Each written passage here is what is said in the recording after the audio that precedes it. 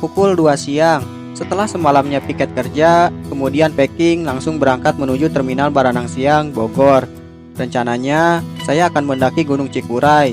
Dan rencana sebelumnya pun, tadinya pendakian ini akan diikuti bersama kedua kawan saya, Egi dan Revan, yang tahun lalu pernah bersama-sama mendaki Gunung Gede.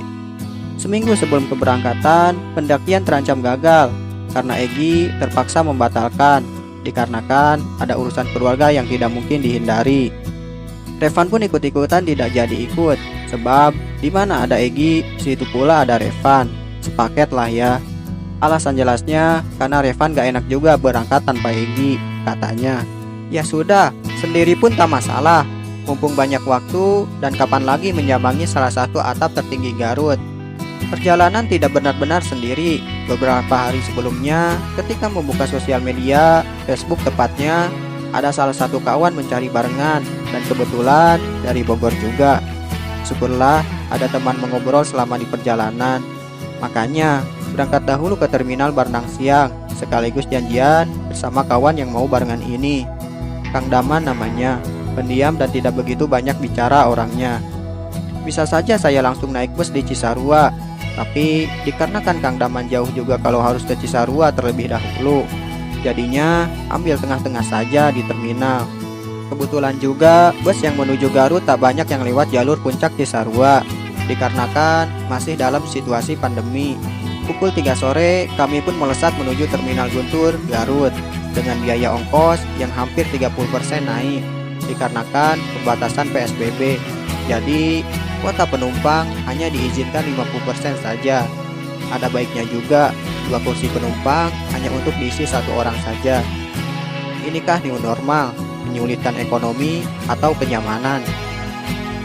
Setibanya di Garut, kami langsung dikerumuni tukang ojek yang memaksa menawarkan angkutan, yang katanya bisa langsung membawa kami ke base camp Cikuray. Kami pun tidak langsung percaya begitu saja.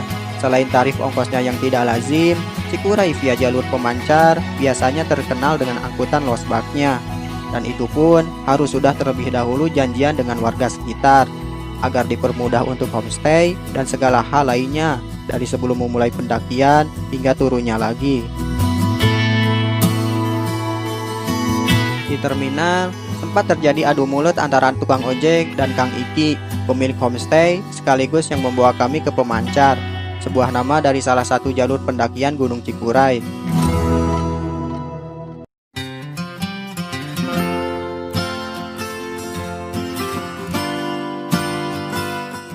Pagi tiba, bersama rombongan pendaki lain, bersama-sama menuju Pemancar. Dinginnya Garut di pagi hari, ditambah kabut, menyambut langkah awal pendakian.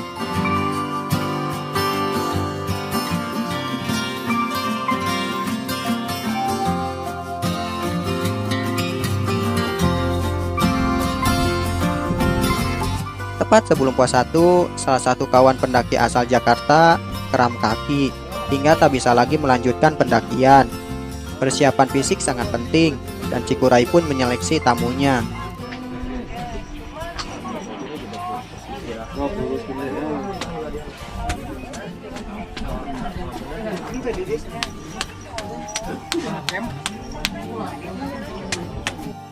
Video bang tapi.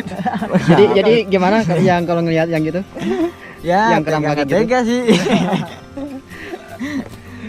Mau dilanjut enggak? Ya, jadi kan ini barengan gini. Jadi ke yang lainnya gimana? Aduh, bingung kalau begitu gimana ya? Ini kan masih dekat. Ya.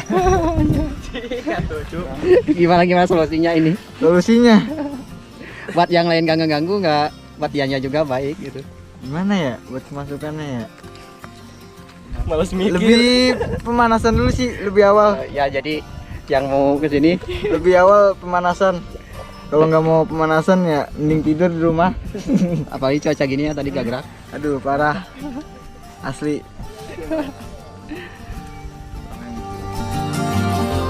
Pendakian dilanjutkan kembali. Kabut pun pergi, berganti terik. Menandakan jam mulai siang.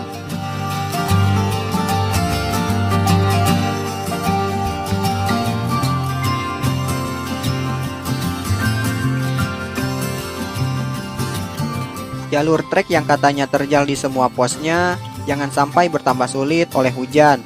Sempat was-was juga karena di awal pendakian berkabut, bahkan sempat gerimis, dan baiknya tidak berlangsung sepanjang hari.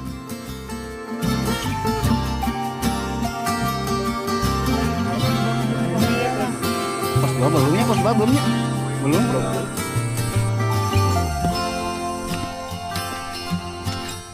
Tak begitu jauh setelah melewati pos 1, langsung memasuki kawasan hutan. Dengan khas hutan tropis pegunungan Jawa Barat pada umumnya, lebatnya pepohonan memfilter terik matahari yang mengenai kulit, dan akan seterusnya hingga puncak. Dan yang dirasa cukup jauh jarak antara per pos, hanya pos 1 ke pos 2. Setelahnya bisa dibilang berdekatan, hingga ke pos 7 dan pos 8 area camp terluas.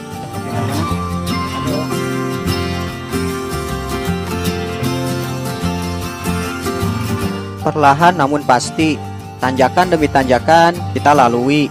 Beberapa kali menggunakan kedua tangan, menahan lelahnya tubuh dan mental dari curamnya trek di beberapa spot jalur. Batang pohon dan akar menjadi pegangan untuk meraih langkah berikutnya. Sekilas, jalurnya mirip sekali dengan Gunung Gede via Putri.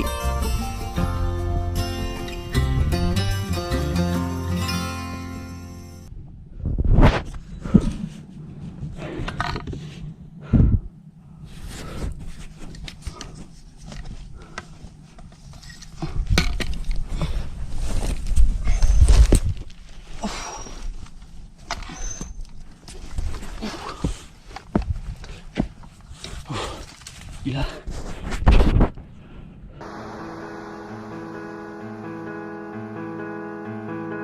Selain fisik yang prima serta pengetahuan akan medan treknya, alat yang kita pakai juga sangat membantu pendakian. Jadi, alat lengkap dan safety, terlepas dari brand merek alat pendukung, sebenarnya semata-mata demi kenyamanan pendakian, mengurangi risiko cedera dan rasa sakit di badan. Cikuray via pemancar minim sekali sumber air. Disarankan minimal membawa lebih kurangnya 3 liter air per orang. Di pos 1 sumber air terakhir yang bisa mengisi persediaan. Setelahnya tidak akan ada lagi sumber mata air.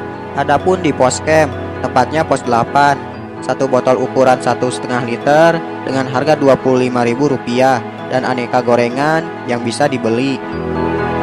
Sesampainya di pos 8, rebahan sebentar, kemudian mendirikan tenda, masak-masak, lalu makan.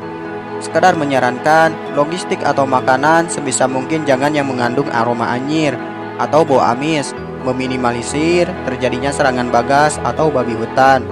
Kalaupun memasak yang telah disebutkan, selepasnya bersihkan kembali alat masak atau bekas makanan sebersih mungkin. Dan ketika hendak tidur, alangkah baiknya sisa makanan atau bahan logistik digantung di pohon. Sorenya, usai mengisi perut, saya dan Kang Daman jalan-jalan mendaki ke puncak. Karena memang jarak dari pos 8 hingga puncak cuma 5 sampai dengan 10 menit saja. Di gunung jangan pernah mageran. Semisal ada waktu luang, alangkah baiknya berkeliling ke sekitar, melihat keindahan, dan yang terpenting hunting spot foto-foto pastinya. Atau hanya sekedar menikmati suasana saja. Benar saja, di Cikuray kebanyakan orang lebih menunggu momen matahari terbit atau sunrise-an, tanpa terkecuali sorenya tak kalah indah. Seperti yang saya alami, paginya mana tahu cuaca kurang mendukung dan sunrise memukau yang sering kali kau lihat di Instagram tak sesuai ekspektasi. Seenggaknya matahari terbenam versi Cikuray tak kalah menakjubkan.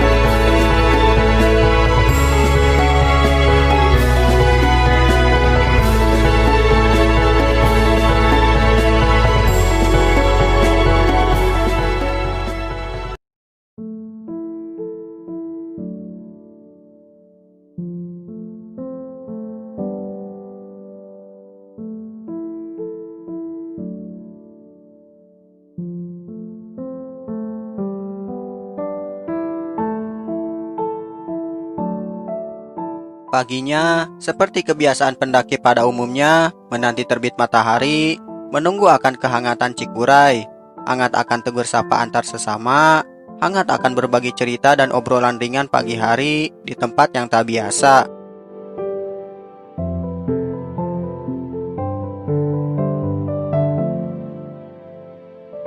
Rumang, kumaha Cikuray? Ya, Cikuray sekarang dendam terbalaskan. Terbalaskan ya. Alhamdulillah. Kumaha Cikuray? Mantap dah. Mantap ya. Landai-landai nah jangan kieu tah. Tapi cinta juga butuh perjuangan. Gitu kan, puncak juga butuh perjuangan. Mantap. Mau lihat keindahan ini. Buat dulur-dulur yang mau kesini gimana? Pokoknya kesini aja dah. Ngerasain sensasi gunungnya. Ada pesan-pesan apa? Kata-kata mutiaranya? Cikuray mantap deh.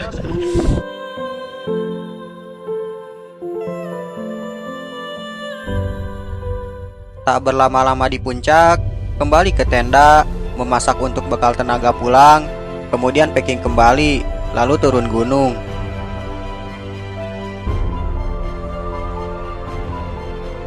Dengan dalih kebiasaan kehidupan baru atau new normal, di hutan kita tetap dituntut untuk normal, karena gunung dan hutan tidak benar-benar normal, dirasa tidak cukup dan dirasa tidak bermanfaat, gak usah ditonton.